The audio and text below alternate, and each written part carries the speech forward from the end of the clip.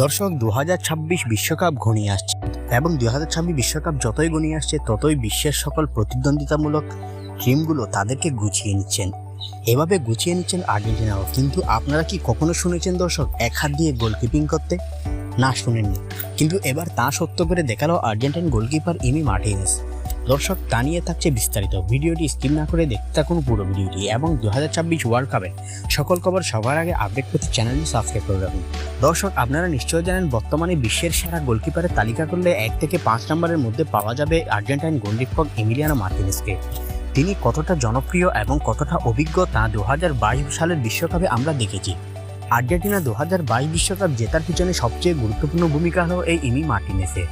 এছাড়াও আর্জেন্টিনা যে Copa America জিতেছিল তাও এই ইমি মার্টিনেজের অবদানে।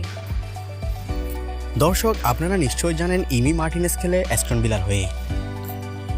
গত কয়েকদিন আগে একটি ম্যাচে ইমি মার্টিনেজ অ্যাস্টন ভিলার হয়ে খেলার সময় হাতের মধ্যে দারুণভাবে একটি চোট পায়।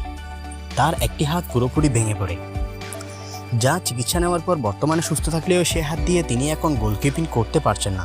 দর্শক, আপনারা নিশ্চয়ই জানেন 2026 ওয়ার্ল্ড কাপ খুবই সন্নিকটে এবং আর্জেন্টিনার হয়ে খেলার জন্য পুরোই প্রস্তুত ইমি মার্টিনেজ। স্কোয়াডেও তাকে মেন গোলকিপার হিসেবে ঘোষণা করা হয়েছে। এদিকে আর্জেন্টিনা এই মাসের 7 তারিখ হন্ডুরাসের বিপক্ষে মাঠে নামতে চলেছে, যে ম্যাচটিতে ইমি মার্টিনেজ গোলকিপার হিসেবে মাঠে নামবেন। যে ম্যাচটির জন্য জোরালোভাবে অনুশীলন চালিয়ে যাচ্ছেন আর্জেন্টিনা। এই অনুশীলনের জন্য ইমি মার্টিনেজ যে ম্যাচগুলো খেলছেন তার মধ্যে তিনি এক হাতে গোলকিপিং করছেন এবং তিনি এক হাতে অনুশীলন চালিয়ে যাচ্ছেন।